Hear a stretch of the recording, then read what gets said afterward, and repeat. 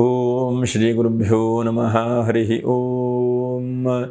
ಓಂ ನಮೋ ಭಗವತೆ ವಾಸುದೇವಾಯ ಧನ್ವಂತರಜೆ ಅಮೃತಕಲಶಹಸ್ತಾಯ ಸರ್ವಾಮೇ ವಿನಾಶನಾಯ ತ್ರೈಲೋಕ್ಯನಾಥಾಯ ಶ್ರೀ ಮಹಾವಿಷ್ಣವೇ ನಮಃ. ಧನ್ವಂತರಿ ಮಹಾವಿಷ್ಣು ಎಲ್ಲರಿಗೂ ಕೂಡ ಶುಭವನ್ನುಂಟು ಮಾಡಲಿ. ಪ್ರಿಯ ವೀಕ್ಷಕರೇ, ಎಲ್ಲರಿಗೂ ಕೂಡ ವಿಶೇಷವಾಗಿ ಶ್ರೀ ವಿದ್ವಾನ್ ಮಂಜುನಾಥ್ ಭಟ್ ಹೇಳುವಂಥ ಯೂಟ್ಯೂಬ್ ಚಾನಲ್ಗೆ ತಮ್ಮೆಲ್ಲರಿಗೂ ಕೂಡ ಸ್ವಾಗತ. ಪ್ರಿಯ ವೀಕ್ಷಕರೇ, ಇವತ್ತಿನ ದಿವಸ ಪ್ರತಿಯೊಂದು ಮನುಷ್ಯನೂ ಕೂಡ ಆರೋಗ್ಯವಾಗಿರಬೇಕು ಮತ್ತು ಅವನ ಜೀವನದಲ್ಲಿ ಆಯುಷ್ಯ ವೃದ್ಧಿಯಾಗಬೇಕು, ಪ್ರತಿ ಕ್ಷಣವೂ ಕೂಡ ಸುಖ ಶಾಂತಿ ನೆಮ್ಮದಿಯಿಂದ ಜೀವನ ಮಾಡಬೇಕು ಅಂತಂದರೆ ಒಂದು ಗ್ರಂಥದ ಪ್ರಕಾರ ನಮ್ಮ ಜೀವನದ ಶೈಲಿ ಯಾವ ಥರ ಇದ್ದರೆ ಬಹಳ ಒಳ್ಳೆಯದು ಅಥವಾ ಅದನ್ನು ನಾವು ಅಳವಡಿಸಿಕೊಳ್ಳಬಹುದು ಹೇಳುವಂತಹ ಅನೇಕ ವಿಷಯಗಳನ್ನು ಒಂದು ಪುರಾಣದಲ್ಲಿ ಹೇಳಿದ್ದಾರೆ. ಅದನ್ನು ತಮ್ಮ ಮುಂದಿಡುವಂತಹ ಒಂದು ಪ್ರಯತ್ನ ಮಾಡೋಣ. ನೋಡಿ, ಇವತ್ತಿನ ಜಂಜಾಟದ ಜಗತ್ತು, ಪುರುಸೊತ್ತಿಲ್ಲ, ಎಲ್ಲವೂ ಕೂಡ ಒತ್ತಡ, ಇಂಟರ್ನೆಟ್ಟು, ಆನ್ಲೈನು, ಫೋನ್ ಕಾಲುಗಳು, ಅದರಲ್ಲೇ ಮನುಷ್ಯನ ಜೀವನ ಹೋಗ್ತಾ ಇರುವಂಥ ಸಮಯಕ್ಕೆ ಕೆಲವೊಂದು ಆವಾಗ ಪುರಾಣಗಳಲ್ಲಿ ಹೇಳಿರುವಂಥದ್ದು, ಶಾಸ್ತ್ರದಲ್ಲಿ ಹೇಳಿರುವಂತಹದ್ದು, ಹೀಗೆ ಕೆಲವೊಂದು ನಮ್ಮ ನೋಡಿದಾಗ ತಮ್ಮೆಲ್ಲರೂ ಕೂಡ ತಿಳಿಸೋಣ ಹೇಳುವಂಥ ಒಂದು ಮನಸ್ಸು ಬರುತ್ತೆ. ಹಾಗಾಗಿ ದಯವಿಟ್ಟು ಸಬ್ಸ್ಕ್ರೈಬ್ ಮಾಡಿ, ಲೈಕ್ ಮಾಡಿ, ಹಾಗೆ ಶೇರನ್ನು ಕೂಡ ಮಾಡಿ ಅಂತ ಹೇಳ್ತಾ, ನೋಡಿ ಗ್ರಂಥಗಳಲ್ಲಿ ಏನು ಹೇಳುತ್ತೆ ಅಂತಂದರೆ, ಪ್ರಾತಸ್ನಾನಂ ಗವಾ ಸೇವಾ ಆರಾಮ ವಾಟಿಕಂ ತಥಾ ಮಾತಾ ಪಿತ್ರೋಶ್ಚ ಶುಶ್ರೂಷಾ ಶಾಸ್ತ್ರಾಯ ಚ ಸುಖಾಯ ಚ ಎಂಬುದಾಗಿ ಗ್ರಂಥದಲ್ಲಿ ಹೇಳಿದ್ದಾರೆ. ಪ್ರತಿಯೊಂದು ಮನುಷ್ಯನೂ ಕೂಡ ನೋಡಿ ಆದಷ್ಟು ಬೇಗನೆ ನಿದ್ರೆ ಮಾಡಬೇಕು ಹೇಳುವಂಥದ್ದು ನಮ್ಮೆಲ್ಲರೂ ಕೂಡ ತಿಳಿದಿರುವಂತಹದ್ದು. ಬೇಗನೆ ಮಲಗು, ಬೇಗನೆ ಏಳು, ಇದೆಲ್ಲರೂ ಕೂಡ ಗೊತ್ತಿರುವಂತಹದ್ದು. ಅದೇ ತರಹ ನಾವೇನು ಮಾಡಬೇಕು ಅಂತಂದರೆ, ಆದಷ್ಟು ಬೇಗನೆ ನಿದ್ರೆ ಮಾಡಿದ ತಕ್ಷಣವೇ ಬೆಳಗ್ಗೆ ಬೇಗನೆ ಏಳಲಿಕ್ಕೆ ಸಾಧ್ಯವಾಗುತ್ತೆ. ಬೆಳಗ್ಗೆ ಬೇಗನೆ ಸಾಮಾನ್ಯವಾಗಿ ಬ್ರಾಹ್ಮಿ ಮುಹೂರ್ತ 4ರಿಂದ 5:30 ಆಸುಪಾಸಿನಲ್ಲಿ ಬೆಳಗ್ಗೆ ನಾವು ಏಳುವಂತಹ ಪ್ರಯತ್ನ ಮಾಡಬೇಕು. ಎದ್ದ ತಕ್ಷಣವೇ ನಮ್ಮ ಶರೀರ ಶುದ್ಧಿಯಾಗುವಂತಹ ಮಲಮೂತ್ರ ವಿಸರ್ಜನಾದಿಗಳನ್ನು ಮಾಡಿಕೊಳ್ಬೇಕು. ಫಸ್ಟು ಶಾಸ್ತ್ರ ಹೇಳ್ತದೆ. ಯಾಕಂದರೆ ಶರೀರದಲ್ಲಿರುವಂತಹ ಕಶ್ಮರಗಳು ಒಂದೊಂದಾಗಿ ಹೊರಗಡೆ ಹೋಗುವಂಥದ್ದು. ಅಷ್ಟಾಚಕ್ರ ನವದ್ವಾರ ಅಂಥೇಳಿ ವೇದಗಳಲ್ಲೆಲ್ಲ ಹೇಳ್ತದೆ. ನಮ್ಮ ಶರೀರದಿಂದ ಶರೀರ ಶುದ್ಧಿಯಾಗುವಂತಹ ಕ್ರಿಯೆಗಳನ್ನು ಫಸ್ಟ್ ಮಾಡಿಕೊಳ್ಳುವಂಥದ್ದು. ಹಾಗೆ ಅನಂತರದಲ್ಲಿ ನೋಡಿ, ವಿಶೇಷವಾಗಿ ಸ್ನಾನದ ಪೂರ್ವದಲ್ಲಾದರೂ ಮಾಡಬಹುದು, ಸ್ನಾನದ ಅನಂತರದಲ್ಲಾದರೂ ಕೂಡ ಮಾಡಬಹುದು. ಬಹಳ ಮುಖ್ಯವಾಗಿ ಪ್ರಾಣಾಯಾಮಗಳನ್ನು ಹೇಳಿದ್ದಾರೆ. ಯಾಕಂದರೆ ನಮ್ಮ ಶರೀರದಲ್ಲಿ ಎಲ್ಲದಕ್ಕಿಂತ ಬಹಳ ಮುಖ್ಯವಾದಂಥದ್ದು, ಮಿಗಿಲಾದಂಥದ್ದು ಹೇಳುವಂಥದ್ದು ಪ್ರಾಣಶಕ್ತಿ, ಚೈತನ್ಯಮಯವಾದಂಥ ಒಂದು ಶಕ್ತಿ. ಆ ಪ್ರಾಣಶಕ್ತಿ ಶರೀರದಲ್ಲಿಲ್ಲ ಅಂತಾದರೆ ಅದೆಲ್ಲ ಜಡ, ಯಾವುದು ಕೂಡ ಕೆಲಸ ಮಾಡೋದಿಲ್ಲ, ಯಾವುದರಿಂದ ಉಪಯೋಗವೂ ಕೂಡ ಆಗುವುದಿಲ್ಲ. ಅಥವಾ ಶರೀರಕ್ಕೆ ಬೇರೆ ಹೆಸರುಗಳು ಕರೀತಾರೆ, ಶವ ಎಂಬುದಾಗಿ ಕರೀತಾರೆ. ಹಾಗಾಗಿ ಈ ಶರೀರದಲ್ಲಿ ಎಷ್ಟೊತ್ತಿನವರೆಗೆ ಉಸಿರಾಟ ಮತ್ತು ಶ್ವಾಸಗಳು ಓಡಾಡ್ತಾ ಇದೆಯೋ ಅಲ್ಲಿವರೆಗೆ ಮಾತ್ರ ಸಜೀವವಾಗಿದೆ ಎಂಬುದಾಗಿ ಕರೀತಾರೆ. ಹಾಗಾಗಿ ಒಂದು ಕಡೆಗೆ ಎಲ್ಲ ಶರೀರದಲ್ಲಿ ಇರುವಂತಹ ಎಲ್ಲ ಇಂದ್ರಿಯಗಳು, ಪ್ರಾಣ, ಹೀಗೆ ನಾನು ಮೇಲೆ ಅಂಥೇಳಿ ಹೇಳ್ತಾ ಬಂತಂತೆ. ಕಿವಿ ನಾನು ಬಹಳ ಮುಖ್ಯವಾದಂಥದ್ದು, ಮೂಗು ನಾನು ಬಹಳ ಮುಖ್ಯವಾದಂಥದ್ದು, ನಾಲಿಗೆ, ಬಾಯಿ ಇದು ನಾನು ಬಹಳ ಮುಖ್ಯವಾದಂಥದ್ದು, ಹೀಗೆ ಎಲ್ಲ ಅಹಂಕಾರದಿಂದ ಎಲ್ಲ ಹೇಳ್ತಾ ಬಂತಂತೆ. ಕೊನೆಗೆ ಶರೀರದಲ್ಲಿ ಎಲ್ಲವೂ ಕೂಡ ಕಿವಿ ಕೇಳದೇ ಇದ್ದ ಹಾಗಾಯಿತು, ಏನೂ ತೊಂದರೆ ಆಗಲಿಲ್ಲ ಶರೀರಕ್ಕೆ. ಕಣ್ಣು ಕಾಣದೇ ಇದ್ದಾಗಾಯಿತು, ಏನೂ ತೊಂದರೆ ಆಗಲಿಲ್ಲ. ಬಾಯಿ ಮಾತಾಡದೇ ಇದ್ದಾಗಾಯಿತು, ಏನೂ ತೊಂದರೆ ಆಗಲಿಲ್ಲ. ಹಾಗೆ ಕೊನೆಗೆ ಎಲ್ಲ ಇಂದ್ರಿಯಗಳೆಲ್ಲ ಹೇಳಾದಮೇಲೆ ಕೊನೆಗೆ ಪ್ರಾಣಶಕ್ತಿ ನೋಡಿ, ನಮ್ಮಲ್ಲಿ ಹೃದಯ ಪ್ರಾಣೇ ಗುದೇಪಾನಃ ಸಮಾನೋ ನಾಭಿಮಂಡಲೆ ಉದಾನಃ ಕಂಠದೇವ ದೇಶ ಸ್ಯಾತ್ ವ್ಯಾನಸ್ಸರ್ವ ಶರೀರಗಃ ಎಂಬುದಾಗೆಲ್ಲ ಕರೀತಾರೆ. ಅಂದರೆ ನಮ್ಮ ಶರೀರದಲ್ಲಿ ಒಂದೊಂದು ಭಾಗದಲ್ಲಿ ಈ ಪಂಚ ಪ್ರಾಣಗಳೆಲ್ಲ ಇದ್ದಾವೆ ಅಂಥೇಳಿ ಶಾಸ್ತ್ರಗಳಲ್ಲಿ ತಿಳಿಸ್ಕೊಡ್ತಾರೆ. ಅದೇ ಪ್ರಕಾರವಾಗಿ ನೋಡಿ, ಕೊನೆಗೆ ಈ ಪ್ರಾಣ ಆಳುವಂಥ ಸ್ವಲ್ಪ ಮೇಲೆ ಕೇಳ್ತಾ ಬಂತಂತೆ. ಕೊನೆಗೆ ಎಲ್ಲ ಇಂದ್ರಿಯಗಳು ಕೂಡ ಪ್ರಾಣದ ಮೊರೆ ಹೋದುವಂತೆ. ಅಂದರೆ ನಿನ್ನಕ್ಕಿಂತ ಜಾಸ್ತಿ ಯಾವುದೂ ಇಲ್ಲ, ನಾವೆಲ್ಲ ಅಹಂಕಾರದಿಂದ ಈ ಶರೀರದಲ್ಲಿ ನಾನೇ ಜಾಸ್ತಿ ಅಂತ ಹೇಳ್ತಾ ಇದ್ದೇವೆ.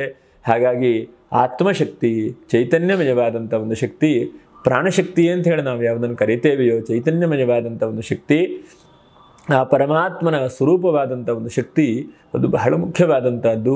ಆ ಪರಮಾತ್ಮನ ಕೇಂದ್ರೀಕೃತವಾದಂತಹ ಆತ್ಮಸ್ವರೂಪವಂತಹ ಆ ಪ್ರಾಣಶಕ್ತಿಯನ್ನು ನಾವು ಜಾಗ್ರತೆ ಮಾಡ್ತಾ ಇರಬೇಕು ಪ್ರತಿನಿತ್ಯವೂ ಕೂಡ ನೋಡಿ. ಹಾಗಾಗಿ ಈ ಪ್ರಾಣಾಯಾಮಗಳನ್ನು ಸ್ನಾನದ ಪೂರ್ವದಲ್ಲೂ ಮಾಡಬಹುದು, ಸ್ನಾನದ ಅನಂತರದಲ್ಲೂ ಕೂಡ ಮಾಡಲಿಕ್ಕೆ ಅವಕಾಶಗಳಿದೆ.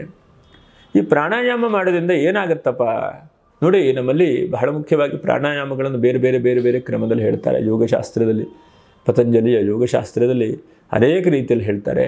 ಅದೇ ತರಹ ವೈದಿಕ ವಾಂಗ್ಮಯದಲ್ಲೂ ಕೂಡ ಪ್ರಾಣಾಯಾಮಗಳನ್ನು ಹೇಳಿದ್ದಾರೆ. ಆಚಮ್ಯ ಪ್ರಾಣಾನಾಯಮ್ಯ ದೇಶಕಾಲವು ಸಂಕೀರ್ತ್ಯ ಎಂಬುದಾಗಿ ಹೇಳಿದ್ದಾರೆ. ಫಸ್ಟು ಆಚಮ್ಯವನ್ನು ಮಾಡಬೇಕು.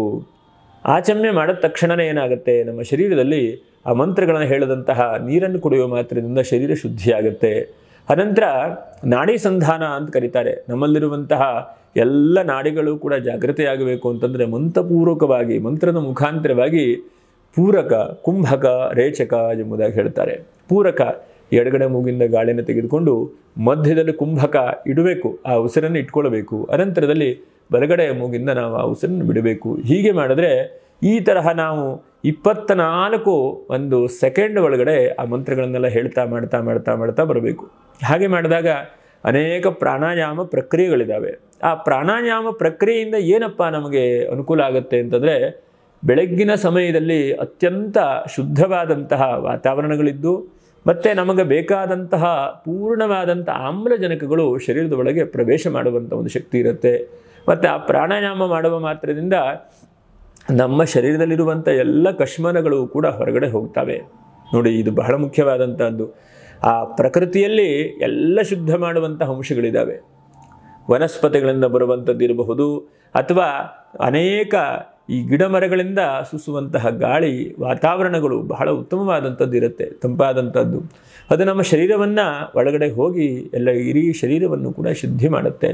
ಆ ಶುದ್ಧಿಯಿಂದ ಏನಾಗುತ್ತೆ, ಈ ಪ್ರಾಣಾಯಾಮದ ಮೂಲಕವಾಗಿ ಶರೀರವು ಬಿಸಿಯಾಗುತ್ತೆ. ಅದರ ಜೊತೆಗೆ ಅನೇಕ ಒಳಗಡೆ ಇರುವಂಥ ಎಲ್ಲ ಕಶ್ಮಲಗಳು ಕೂಡ ಹೊರಗಡೆ ಹೋಗುತ್ತೆ. ಹಾಗಾಗಿ ಬೆಳಗ್ಗೆ ಎದ್ದು ಫಸ್ಟು ಪ್ರಾಣಾಯಾಮಗಳನ್ನು ಕೂಡ ಹೇಳಿದ್ರು. ಅನಂತರದಲ್ಲಿ ಪ್ರಾತಃ ಸ್ನಾನಂ, ನೋಡಿ ಮಧ್ಯಾಹ್ನನೋ ಸಾಯಂಕಾಲನೋ ಸ್ನಾನ ಮಾಡುವಂಥದ್ದು ಅನಂತರದಲ್ಲ ಆಯಿತು. ಆದರೆ ಬೆಳಗ್ಗೆ ಎದ್ದು ಪ್ರಖರವಾದಂತಹ ತಣ್ಣೀರಿನ ಸ್ನಾನವನ್ನು ಶಾಸ್ತ್ರಗಳಲ್ಲಿ ಹೇಳುತ್ತೆ. ಆದರೆ ಇವತ್ತಿನ ಕಾಲಮಾನಕ್ಕೆ ಶರೀರದ ಅನಾರೋಗ್ಯ ತೊಂದರೆ ಅಂತಂದರೆ ಯಾವುದೋ ಒಂದು ರೀತಿಯಾದಂಥ ಸ್ನಾನ ಮಾತ್ರ ಮುಖ್ಯವಾದಂಥದ್ದು. ಯಾಕಂದರೆ ಸ್ನಾನ ಹೇಗೆ ಅಂತಂದರೆ ಗಜವತ್ ಸ್ನಾನಮಾಚರೇತ್ ಎಂಬುದಾಗಿ ಒಂದು ಕಡೆ ಪುರಾಣದಲ್ಲಿ ಹೇಳ್ತದೆ. ಗಜವತ್ ಅಂತಂದರೆ ಆನೆಯ ಹಾಗೆ ನಾವು ಸ್ನಾನ ಮಾಡಬೇಕಂತೆ. ಅಂದರೆ ಶರೀರ ಶುದ್ಧಿಯಾಗುವ ಹಾಗೆ ಅಭ್ಯಂಜನಗಳನ್ನೆಲ್ಲ ಮಾಡಿಕೊಂಡು ಬೇರೆ ಬೇರೆ ಸ್ನಾನ ವಿಧಿಗಳನ್ನು ಹೇಳುತ್ತೆ.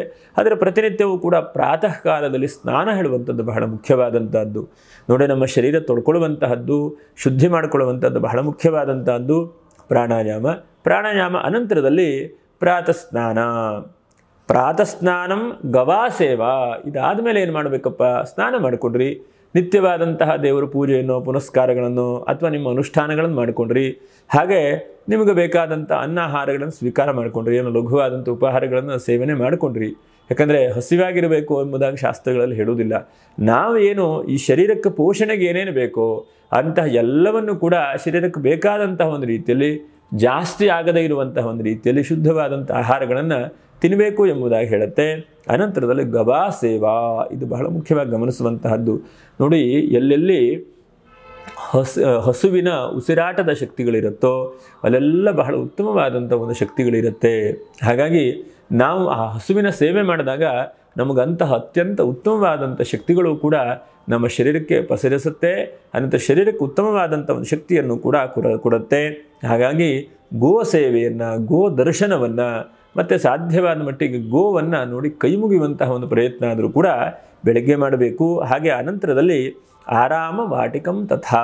ಇದಾದ ಮೇಲೆ ಏನು ಮಾಡಬೇಕು, ವಾಟಿಕ ಅಂದರೆ ಮನೆ ಅಂತ.